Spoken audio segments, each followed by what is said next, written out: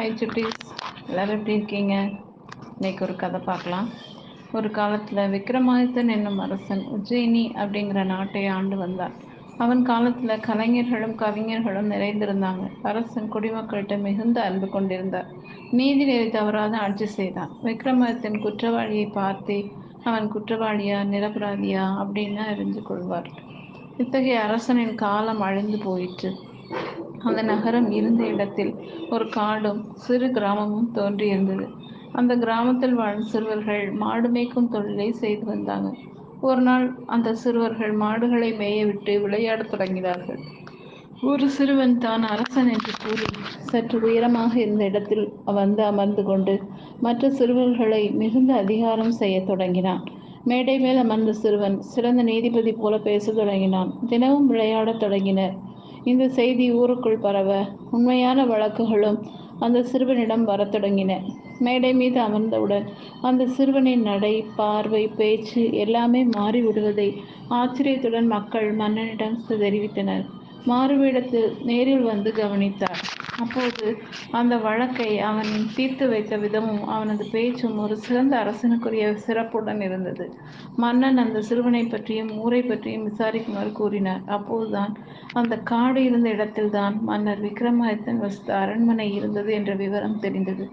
உடனே மன்னன் அந்த இடத்தில் ஏதேனும் சிறப்பு இருக்கக்கூடும் என்று எண்ணி அந்த காட்டுக்கு மந்திரி பிரதானிகளுடன் சென்றான். அங்கு பூமியை தோண்டி சோதனை செய்ய பணித்தான். சிறுவன் அமர்ந்து தீர்ப்பு கூறிய இடத்தை தோண்டிய போது அங்கே ஆழத்தில் ஒரு கல்லாலான பலகை இருந்தது. அதை வெளியே எடுத்த போது அதில் 25 பதுமைகள் தாங்கி இருப்பதை கண்டு வியந்தான். அந்த ஆசனத்தை தன் அரண்மனைக்கு கொண்டு சென்று நல்ல நாளில் சிறப்பு பூஜைகள் செய்து அந்த ஆசனத்தில் அமரச் சென்றான். திடீரென்று அந்த ஆசனத்தில் இருந்த ஒரு பதுமை பேசத் தொடங்கிற்று. மன்னா, ஆசையை விட்டவருக்கு தான் இந்த ஆசனத்தில் அமரும் தகுதி இருக்கிறது. எனக்கு தான் ஆசை இருக்கிறது என்று நினைக்கும் போதே அந்த பதுமை மறைந்தது.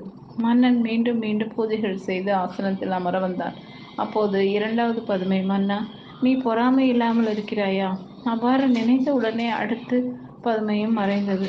சற்றும் சகிக்காது 1 மாதம் கழித்து மீண்டும் பூஜைகள் செய்து ஆசனத்தில் அமர வந்தான். அப்போது மூன்றாவது பதுமை, மன்னா, நீ பொய் பேச எண்ணியதுண்டா? மன்னன் தயங்கினான். அந்த பதுமையும் மறைந்தது.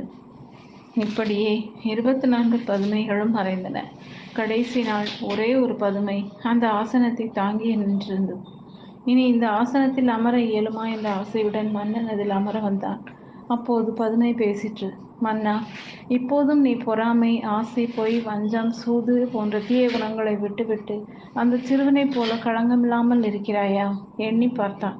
அப்போது பதுமை, மன்னா, இந்த ஆசனத்தில் அமர வேண்டும் என்னும் ஆசையை நீ இன்னும் விடவில்லையே என்று கேட்டவுடன் அந்த பதுமை தான் தாங்கியிருந்த ஆசனத்தோடு மறைந்தது. விக்ரமாதித்தன் ஆசனத்தில் அமர்ந்து நீதி சொல்ல ஒரு தகுதி வேண்டும். சமன் செய்து சீர்தூக்கும் கோல் போல் அமைந்ததொரு கொடாமை சான்றோர்க்கு அணி. அன்றோ? இவ்வாறு எண்ணிய மன்னன் அன்றே தன் தகுதியை உயர்த்தி கொள்ளும் முயற்சியை தொடங்கினான். ஓகே சுட்டீஸ், இந்த கதை பிடிச்சிருந்தா லைக் பண்ணுங்கள், சப்ஸ்கிரைப் பண்ணுங்கள், ஃப்ரெண்ட்ஸ் அண்ட் ஃபேமிலிக்கு ஷேர் பண்ணுங்கள். கூடவே இந்த பெல் ஐக்கானையும் கிளிக் பண்ண மறக்காதீங்க. பாய்.